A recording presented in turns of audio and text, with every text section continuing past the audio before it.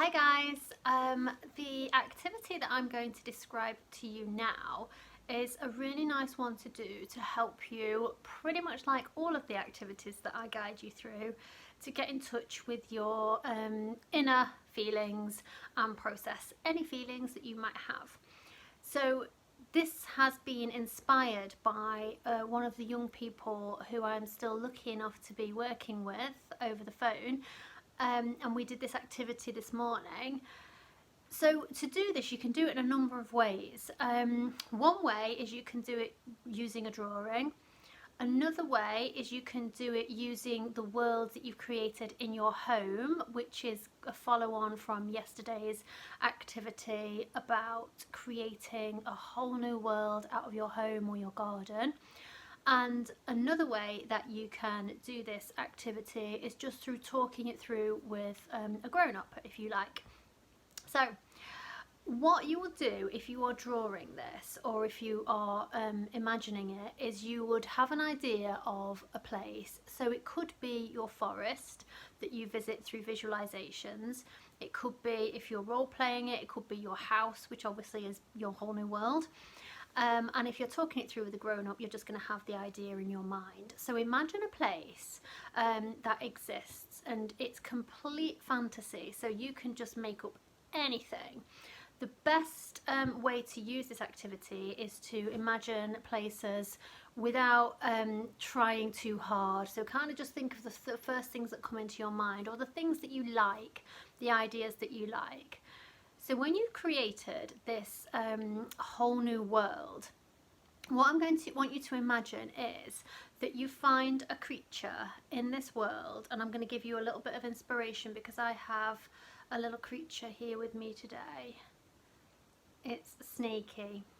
Snakey is his name, and I want you to imagine that you find Snakey in your place. So imagine that Snakey is in your drawing and he's feeling very, very sad and he's crying. So what you are going to do is you are going to think to yourself, if you're doing it through a drawing, you're going to think, what is wrong with Snakey? Why is he crying? And you are going to go with whatever story you have.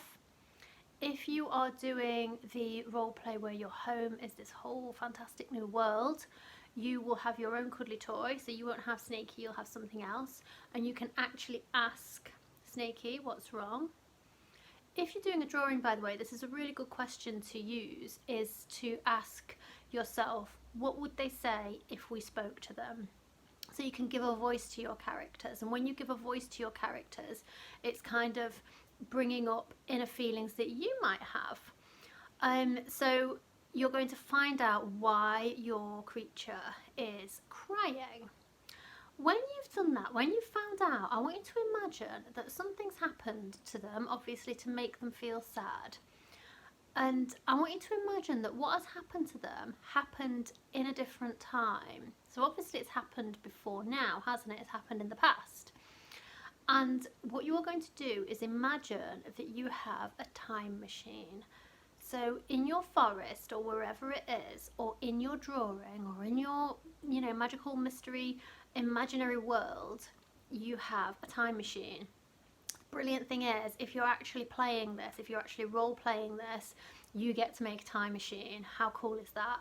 You can make a time machine out of your bed, or you can make a time machine out of, the clothes, things that your parents might hang their clothes on. You can put blankets over them, make a time machine out of that. Loads of ideas. So you're going to create a time machine, or you're going to draw a time machine, or you are going to imagine a time machine. And I want you to imagine that you go in the time machine to find out what happened to your creature or Snakey. And if you want to, so you're going to imagine that you're in the time machine, you get out of the time machine and you watch whatever happened to your creature or Snakey as an observer. So you can watch this without feeling like you are there. You are going to watch it as an observer. So none of the characters that are in your imagination can see you. Imagine that you're kind of spying. you're just watching what happened in the past. And then when you've done that, you can draw it if you want to. You can tell your grown up about it if you want to. Or you can role play it if you're doing the role play. Excuse me. So when you do this activity, when you are kind of going to a different time and place, it helps you go even deeper into your inner feelings to bring up anything that might be hiding there. But it's a really nice, fun way of doing it, and time machines are cool. So even if all you're doing here is pretending that you're in a time machine, or creating an awesome time machine in a drawing and going back to a different place in your imagination, what's not to love about that? I hope you enjoy this activity, guys. I hope you're all well, and I'll see you all soon. Bye bye.